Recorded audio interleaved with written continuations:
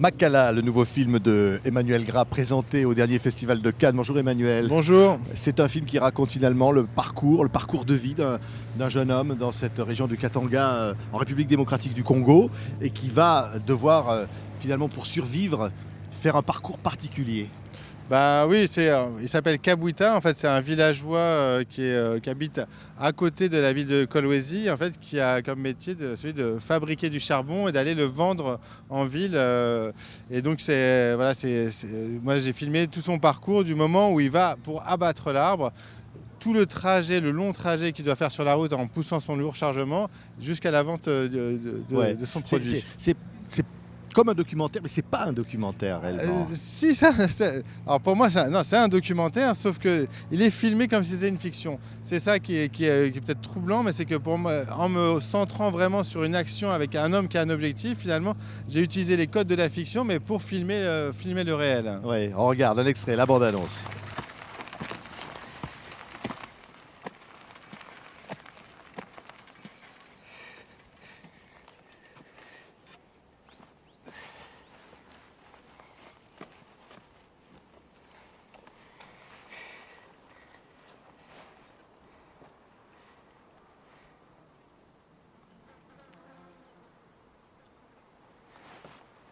Le jeune homme s'appelle Kabwita Kasongo. Tout à fait. C'est sa vraie vie qu'on voit à l'écran.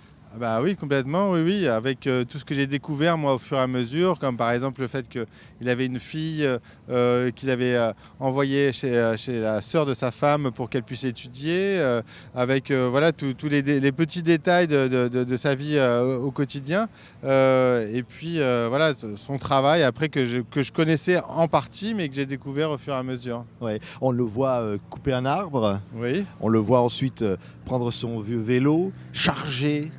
C'est un parcours extrêmement difficile, périlleux, pour aller à la ville. Oui, c'est le parcours qui est à la fois très difficile, qui demande un effort énorme, mais en même temps qui est vraiment quelque chose de totalement quotidien. En fait, moi, tout le projet du film, c'était de montrer finalement quelqu'un qui fait le même métier que beaucoup d'autres Congolais, d'autres villageois.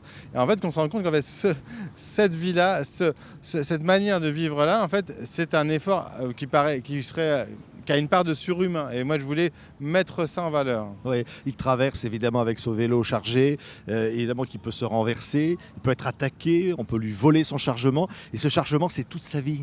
Alors, oui, mais c'est le cas justement, je connais que le Congo, moi, d'Afrique, mais je sais que là, bien souvent, en fait, la seule richesse de quelqu'un, c'est un objet, en fait, avec, pour le coup, le vélo, s'il perdait son vélo, ça serait énorme.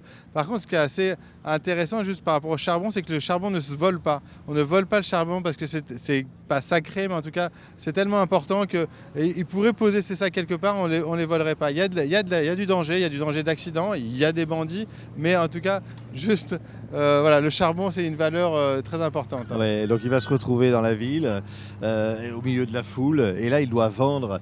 Alors il y a la négociation, la difficulté. Ouais. C'est aussi le quotidien, c'est que le commerce est partout, voilà, tout le monde est dans une situation difficile et tout le monde essaie d'avoir le meilleur prix. Lui, en fait, ce qu'on comprend pas nécessairement dans le film, c'est qu'il va dans les rues pour avoir un meilleur prix. En fait, il ne réussit pas nécessairement à avoir un meilleur prix en sortant du marché pour aller dans les rues. Ouais. Et il va jusqu'au bout parce que derrière là, il y a toute cette famille qui attend de lui. Il n'a pas le choix au fond. Ah non, il a 3 enfants, une femme, et puis la maladie qui arrive, qui repart. Mais voilà, comme aussi pareil, beaucoup de villageois, quand un enfant est malade, il doit attendre parce que les médicaments sont chers. Donc c'est tout de suite une question de vie ou de mort, en fait, la maladie.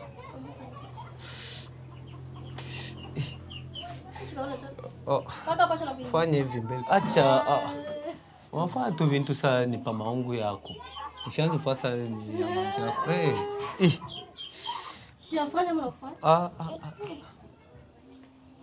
Mama. Lui na nyuma lady. On les voit manger d'ailleurs. Ouais. Et manger. Ils mangent là, en l'occurrence, on le voit manger un rat des champs. Ouais. Parce que c'est les mammifères en fait, qui restent un petit peu, qui sont encore possiblement à trouver. Parce que les grands mammifères sont tous partie parce qu'à cause de la déforestation qui est autour des villes. Ouais. À un moment, il y a une rencontre avec une cérémonie religieuse. Oui, tout à fait. Alors ça, c'est une réalité très très forte au Congo, c'est les églises évangéliques. Après, il y a les églises du réveil. Enfin, il y a toutes sortes d'églises à tous les coins de rue. Et donc là, ça se passe à Kolwezi. Et en effet, comme beaucoup d'autres, eh ben, il se retrouve dans ce qu'on appelle une veillée de prière, c'est-à-dire une nuit en fait passée entièrement à prier, à chanter. Et moi, en découvrant ça, j'ai trouvé que c'était des choses extrêmement puissantes. Oui, c'est très, très beau. Je veux dire, c'est un film introspectif quelque part. Il y a une dimension presque métaphysique.